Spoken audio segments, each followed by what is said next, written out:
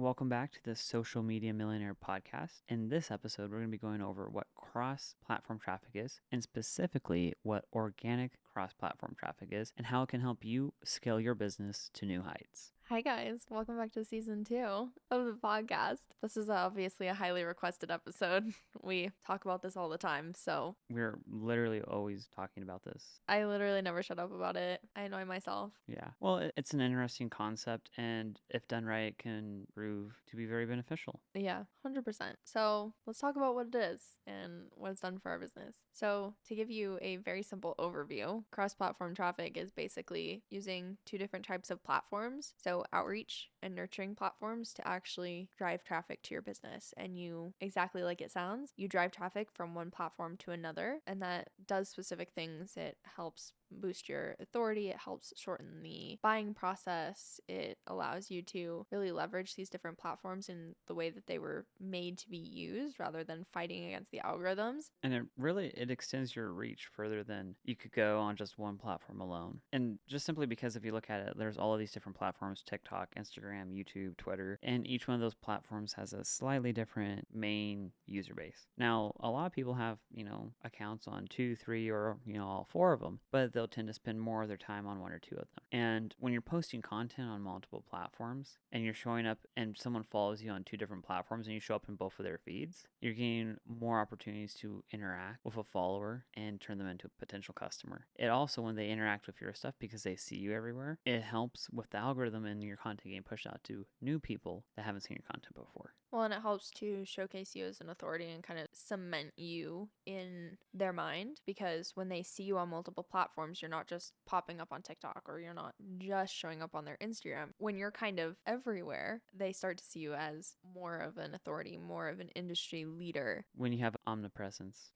When you have omnipresence. So that leads us to one of the biggest myths that just really grates my gears about the online space and about cross-platform traffic, is the idea that you should get really, really good at just one platform. And I think that that's the worst advice ever. The people that tell you that are the same people that are actually just like paying for PR to get in front of people. So that's my 2 cents. But the thing is that when you're getting really, really good at one platform, what are you really getting good at? Right? I agree that you should focus on one thing, but your one thing shouldn't be one platform. Focus on getting really good at doing one thing in your content, on one type of content. The one thing principle is great. It's wonderful. I think, yeah, like you were saying, you should get really good at one form of content, or like whether it's like long form, Short form, static posts, video content in general, copywriting. informational posts, like writing blog posts. Anyways, like you said, because then that can be transferable. If you're just That's a transferable skill. Just getting good at making posts on Instagram is not a skill. Like, that's the worst advice ever. I can't believe people pay coaches to get that advice.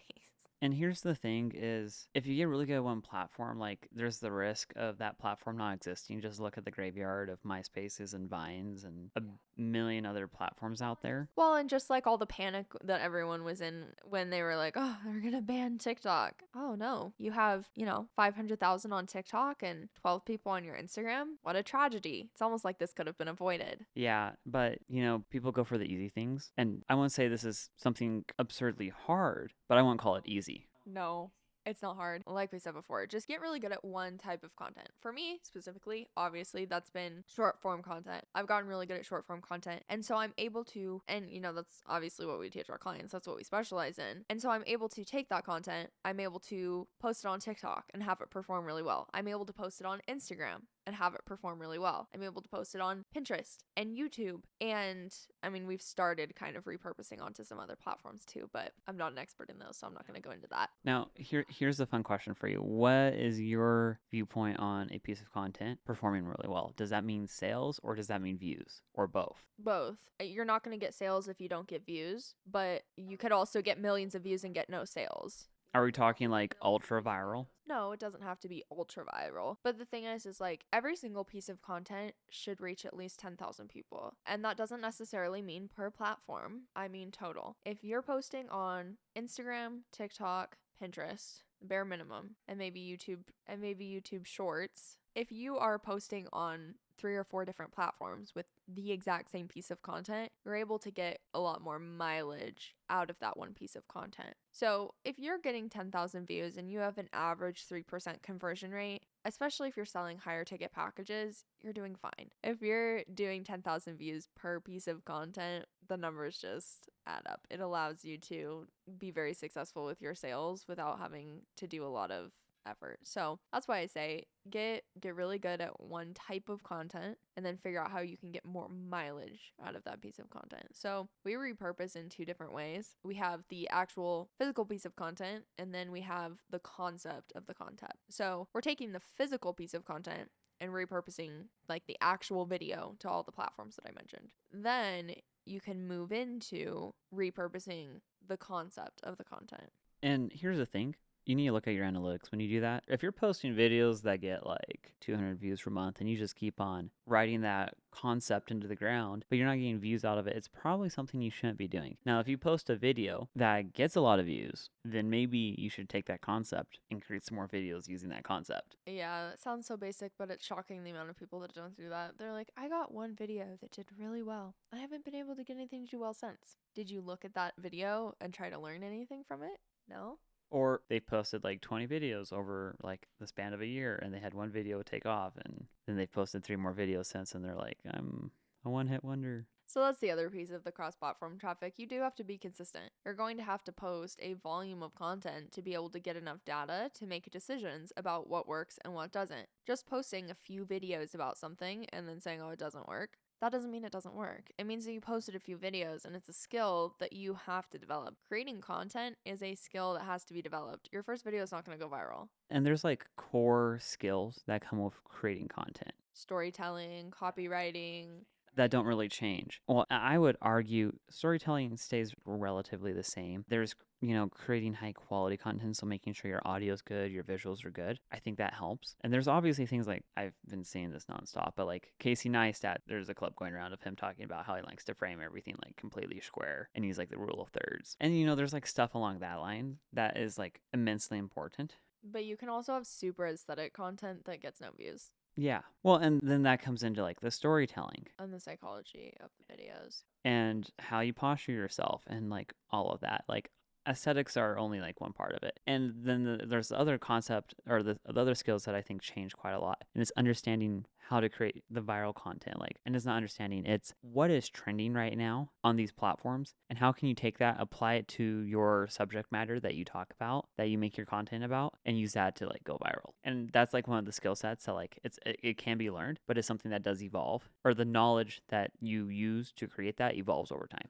Well, and as you're taking these pieces of content and you're learning these skills, like Soren said, and you're putting it across multiple platforms, you're able to, of course, reach different audiences, reach more people, blah, blah, blah. But you're able to gather information and data about what's going to perform, what the masses care about, what is true for your audiences, regardless of what platform you're on. You're able to gather that information very quickly, whereas it's going to take you a lot longer if you're only posting on one platform. And you're also giving yourself more opportunities for your content to go viral, and you're also giving yourself opportunities to create different forms of content. If you're only posting on TikTok and that's your only platform, that's an outreach platform. That algorithm is an interest-centered algorithm. So you're really limiting yourself to the type of content that you can create. Whereas nurturing content that's maybe a little bit more in-depth about the topic that you want to speak on, the message that you want to share, that's something that's going to perform a lot better on Instagram with your more engaged followers, where your content is being shown to your followers, whereas on TikTok, it's being shown to new people mostly every time you post.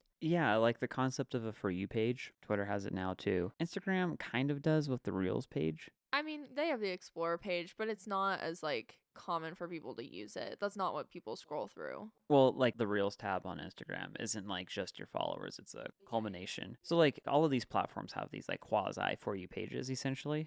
But TikTok's the only one that like people truly watch people's content that they don't follow. Like on Twitter, you're getting mostly people that you follow. Is that correct? Not anymore. Not really. I get fed stuff. I have to block people because like I get stuff that I see that I'm like, I have absolutely zero interest in this. That's fascinating. My Twitter feed is mostly people I follow. That I mean, I definitely see some people that I follow, but I see a lot of people that I also don't follow, which sometimes is like pleasantly surprising, and sometimes I'm like, yeah, this is not for me. Okay. Well, I've never claimed to be a Twitter expert, but that's just what I've observed. But Instagram, primarily people you follow. That's something everyone can agree on. Same with Facebook.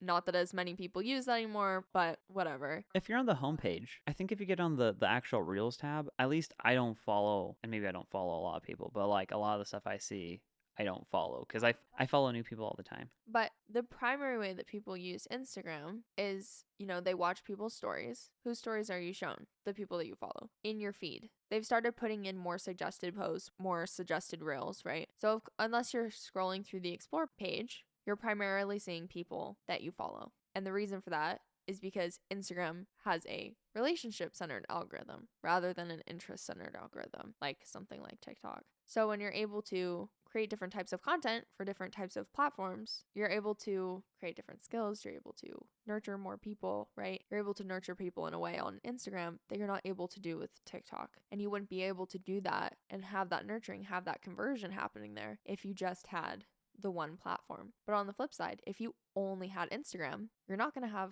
a ton of new people coming to your business. You're not going to have a ton of outreach. And that's why we also bring Pinterest in, is because we want to have as much outreach as possible, right? We need as much visibility as possible. When people don't know who you are, when people have never heard of you, they're obviously not buying from you. So the more people that you can reach out to and bring into your space, the more sales you're going to make. So you need to have this combination of the nurturing and the outreach platforms. And instead of trying to work against the algorithm, yes, you can forcibly nurture people on TikTok. Yes, you can blast out tons and tons and tons and tons and tons of content on Reels and have outreach there. But why are you working against the way those platforms are built? I mean, even with Reels, the Reels tab now, like you still have a lot of people scrolling on the home feed, which is almost like everyone you just follow. Occasionally, the algorithm gets a little cowboyish. They're like, here's some suggested Reels, the little slider thing. What? Why is there a follow button next to their name? The tough thing with TikTok in that sense, like you said, is like you can force nurture, and like people like on TikTok over time, like if you have the ability to keep going viral, you can essentially nurture.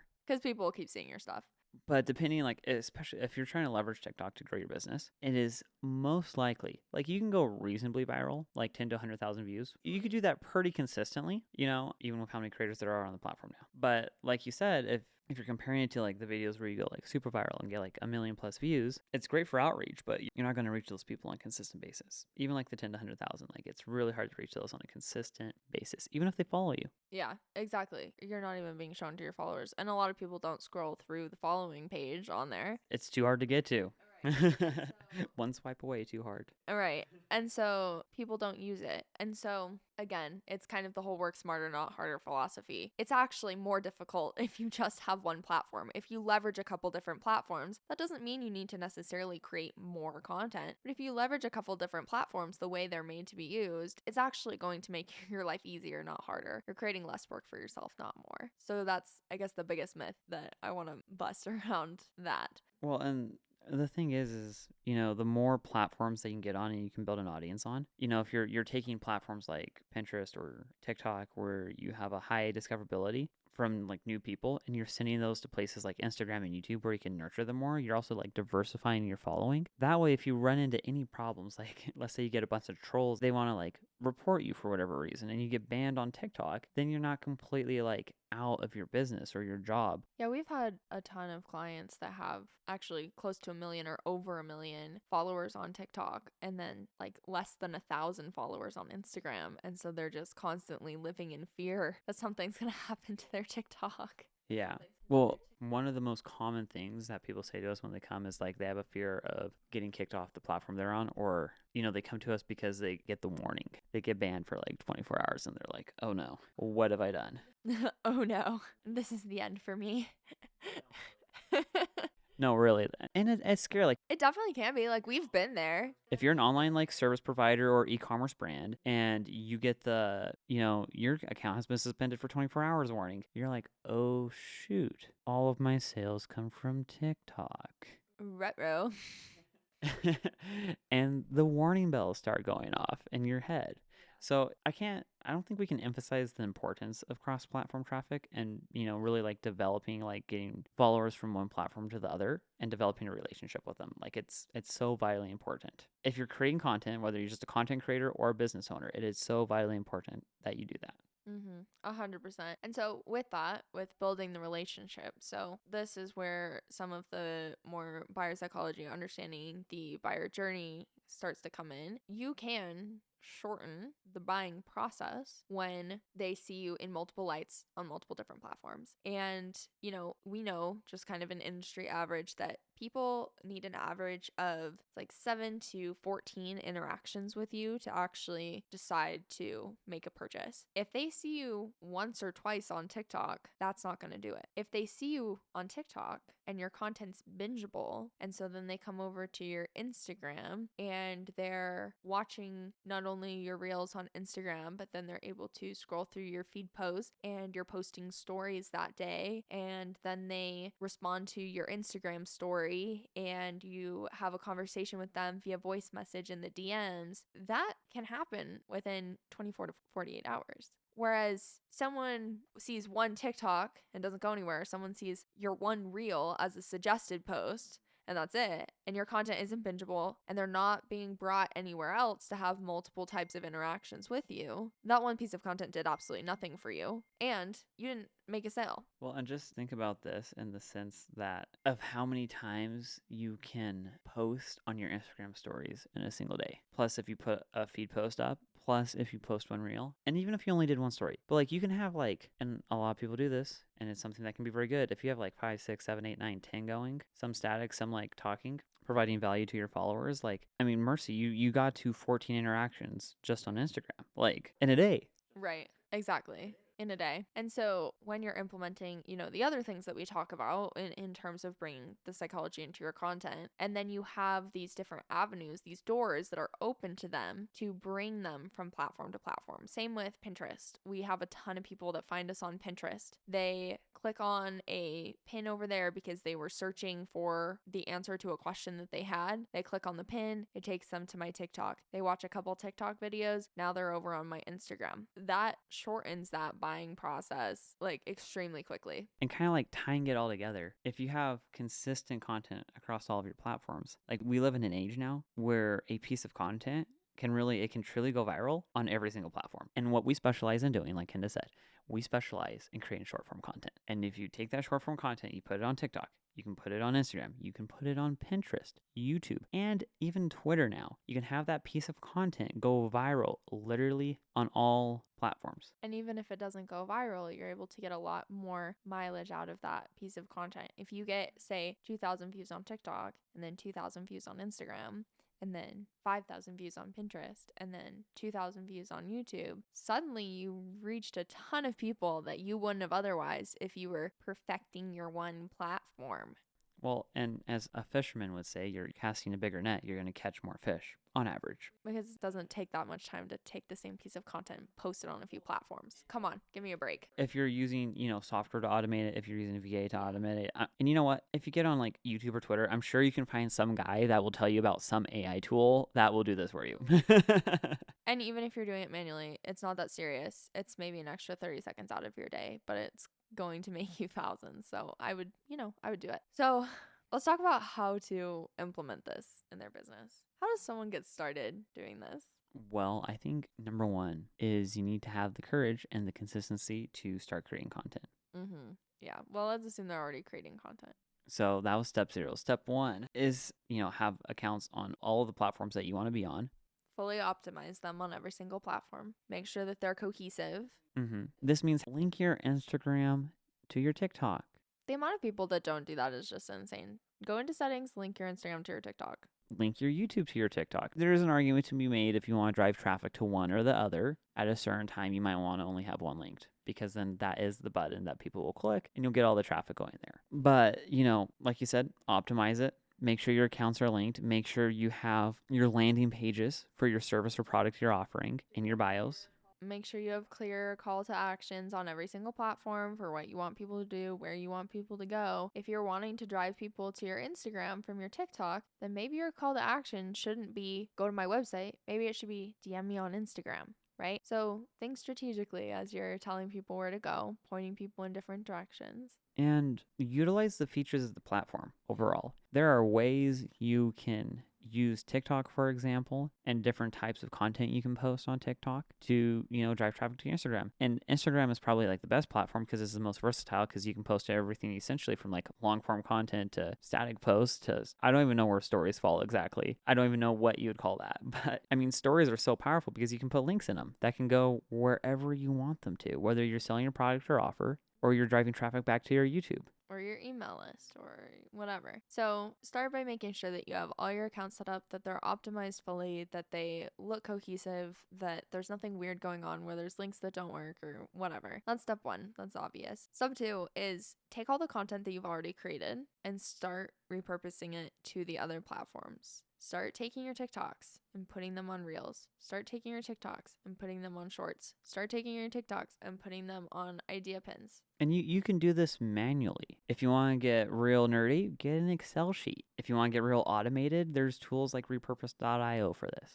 Just start with the content that you've already created. And then if you want to go to the more advanced level of this, then you can start repurposing the concepts from the content that you are currently creating or have already created. So that's going to look like, taking the things that you broke down in a TikTok video and repurposing it into a carousel for Instagram and unpacking it a little bit more in the caption. That's going to look like creating a longer form YouTube video of what you talked about in a TikTok and then creating, 15 static pins to go up on Pinterest that link back to that YouTube video, right? There's a ton of different ways to do that and drive cross-platform traffic, especially once you start to bring Pinterest into the mix, because that is a really incredible outreach platform and it's a search engine, not a social media platform. So you're able to put your content in front of people that are already actively looking for it, and you're able to drive traffic from the individual pins to individual destinations without it being overwhelming. It's not like you have a great big link tree, you just have multiple pins. That's like the super unique thing about Pinterest is it's meant to drive traffic from there to somewhere else like that. Yeah, that's like the point of it. The only other thing that I think is even semi-similar is literally Google, except like Google kind of wants you to like stay on Google in a way. Pinterest is like get here, get out. Maybe make a board to pin stuff to if you want to stay, but we want you to go.